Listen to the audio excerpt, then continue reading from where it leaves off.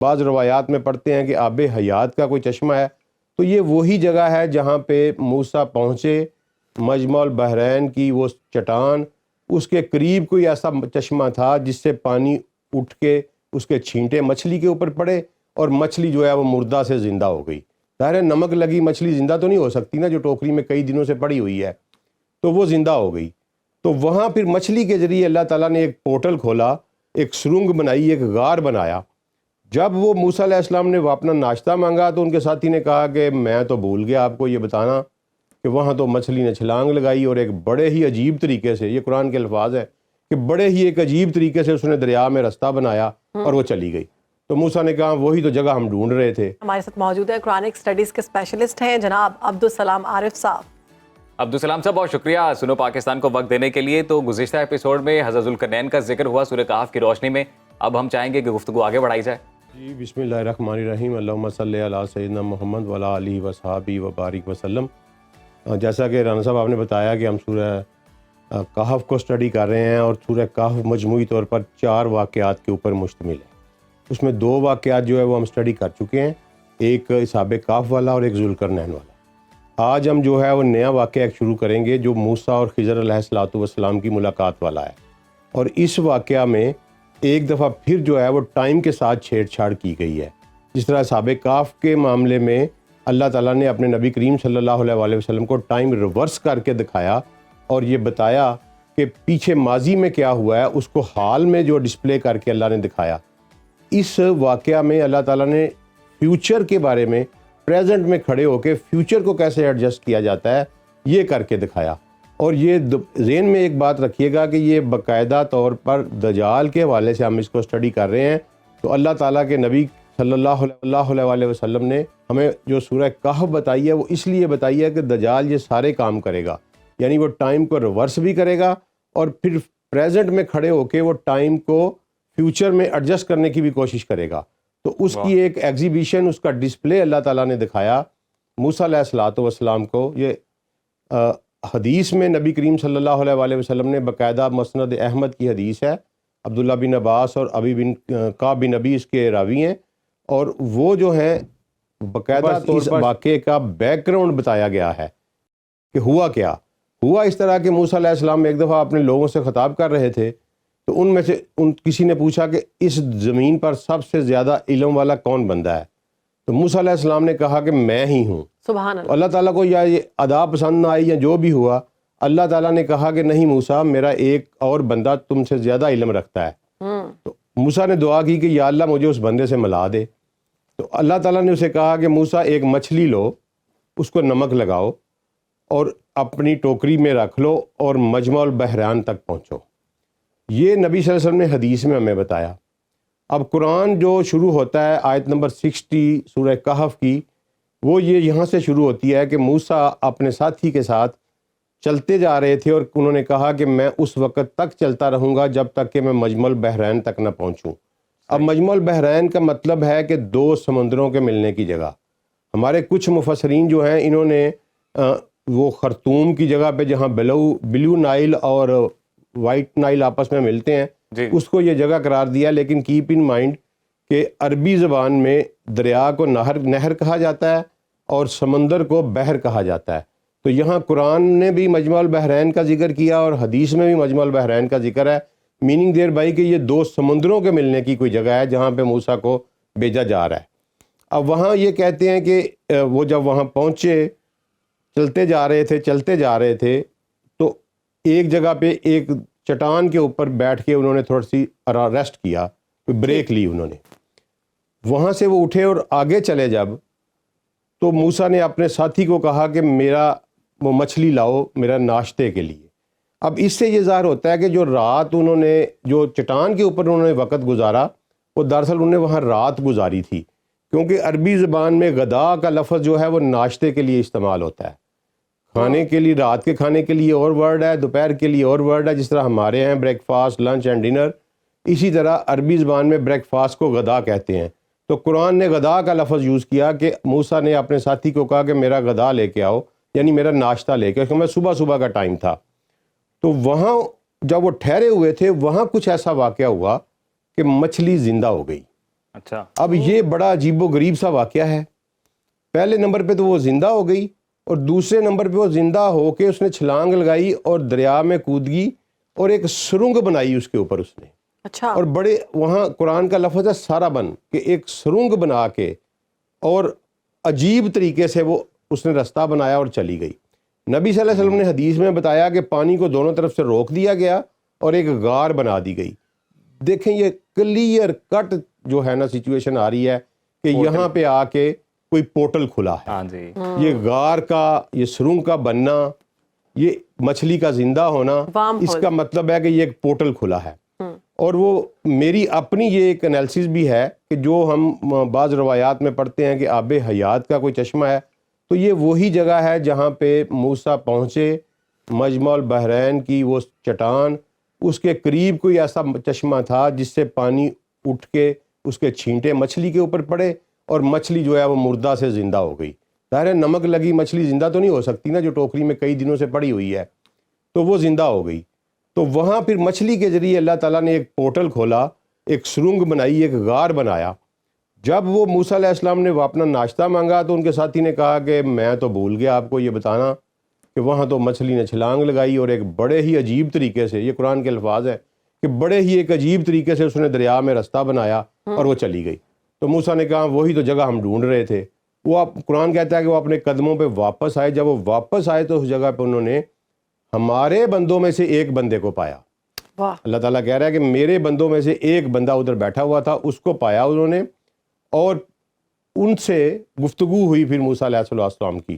Meaning there by میرا analysis یہ ہے کہ میں غلط بھی ہو سکتا ہوں, لیکن میرا انالیسس ہے کہ وہ سرنگ جو بنی وہ ایک پورٹل کھلا, اور اس پورٹل سے خضر علیہ السلام باہر آئے اس دنیا میں, اور وہاں آ کے انہوں نے موسیٰ علیہ السلام سے ملاقات کی, اور سیدنا موسیٰ کو انہوں نے یہ کہا کہ اے موسیٰ جو علم میرے پاس ہے وہ تیرے پاس نہیں ہے, اور جو تیرے پاس ہے وہ علم میرے پاس نہیں ہے. اس کا مطلب ہے کہ وہ کسی اور دنیا میں اپنے فرائض انجام دے رہے تھے, موسیٰ کسی اور دنیا میں فرائض انجام دے رہے تھے. اب آگے انہوں نے کیا وہ بڑے عجیب و غریب قسم کے واقعات ہیں. سب سے پہلے تو موسیٰ نے ان سے کہا کہ آپ مجھے کوئی علم عطا کریں. یہاں اللہ تعالیٰ نے اس بندے کی تعریف میں دو لفظ بیان کیے کہ ہم نے اس کو اپنی رحمت میں سے عطا کیا تھا, اور اس کو اپنے علم میں سے کچھ علم دیا تھا. اب میں نے آپ کو پہلے ایپیسوڈ میں بتایا تھا کہ رحمت, برکت, یہ ورڈز جو ہیں یہ میٹا فزیکل ہیں, یہ ان کا فزیکل ورڈ سے تعلق نہیں, یہ میٹا فزیکل انٹرونشن کو رحمت کہتے ہیں. تو اللہ کہتا ہے میں نے اپنی رحمت سے کچھ اس کو دیا تھا, اور اپنے علم میں سے کچھ اس کو عطا کیا تھا. تو موسیٰ نے کہا کہ آپ مجھے وہ علم سکھا دیں. وہاں پھر ایک بڑی عجیب, ایک بہت بڑا لیسن آتا ہے. وہ کہتے ہیں کہ تو صبر نہیں کرے گا میرے ساتھ. پھر خضر کہتے ہیں تو صبر کر بھی کیسے سکتا ہے جب کہ تیرے پاس علم ہی نہیں ہے. اس کا مطلب ہے کہ صبر کرنے کے لیے علم کا ہونا بہت ضروری ہے. تو یہ بڑا خوبصورت الفاظ یوز کیے قرآن نے کہ تو کیسے صبر کر سکتا ہے جب کہ تیرے پاس علم ہی نہیں ہے. لیکن اس کے باوجود موسیٰ نے کہا نہیں جی میں پکا کاربند رہوں گا, صبر کروں گا آپ کے ساتھ. انہوں نے کہا چلو ٹھیک ہے آؤ چلتے ہیں. تو پہلا واقعہ یہ شروع ہوتا ہے کہ وہ ایک کشتی پہ بیٹھے. اچھا. اب وہ اس دنیا میں تھی یا کسی اور دنیا میں تھی, ٹھیک ہے, میں سمجھتا ہوں کہ وہ ایک سمجھ لیں کہ ایک اگزامپل میں آپ کو دیتا ہوں کہ ایک بندہ اپنے گھر سے نکلتا ہے اور موٹر سائیکل کے اوپر وہ سڑک پہ چڑھتا ہے, اور ساتھ ہی ایک گاڑی اس کو ہٹ کرتی ہے اور وہ مر جاتا ہے. اب اس واقعے کا کہیں نہ کہیں جو فیصلہ ہوا ہے نا دوسری ورلڈ میں کہ اس طرح گھر سے نکلے گا, کار اس کو ہٹ کرے گی اور یہ مر جائے گا, اس ورلڈ میں اللہ تعالیٰ موسیٰ علیہ السلام کو لے گیا. کیونکہ جب وہ انہوں نے کشتی میں بیٹھے تو خضر نے کشتی کا تختہ توڑ دیا. اب وہاں ہونا تو یہ چاہیے تھا کہ کشتی میں اور جو لوگ تھے وہ شور مچاتے, کشتی والے شور مچاتے. انہوں نے شور نہیں مچایا, ان کا کوئی ذکر قرآن میں نہیں. موسیٰ نے کہا کہ یہ تو نے کیا کر دیا یار, یہ تو سارے بندے ڈوب جائیں گے ہم. تو انہوں نے کہا کہ میں نے تمہیں کہا تھا نا مجھے سوال نہیں کرنا. تو موسیٰ نے پھر معافی مانگی. انہوں نے کہا ٹھیک ہے میں تمہیں معاف کرتا ہوں, موسیٰ آئندہ ایسا نہیں کروں گا. اب اس کے بعد پھر وہ کشتی سے اتر کر ایک جگہ پہ گئے, وہاں انہیں ایک بچہ ملا. تو خضر نے اس بچے کی گردن مروڑ دی, مار دیا اس کو. وہاں پھر موسیٰ بول اٹھے او کہ تم نے ایک جان کو بغیر کسی قصور کے مار دیا. اس لیے میں کہتا ہوں کہ یہ کوئی اور ورلڈ تھی, کیونکہ اگر اس ورلڈ میں ہوتا تو وہ اگر خضر قتل کرتے تو بستی میں رولا پڑ جانا تھا, شور و غوغا ہوتا, اور لوگ آتے. لیکن یہ ان کو وہاں لے گئے جہاں یہ ڈیسیژن ہوا تھا کہ اس بچے کو مارنا ہے, اور پریزنٹ کو پریزنٹ میں کھڑے ہو کے فیوچر کو کیسے ایڈجسٹ کیا میں اب آگے آپ کو بتاتا ہوں.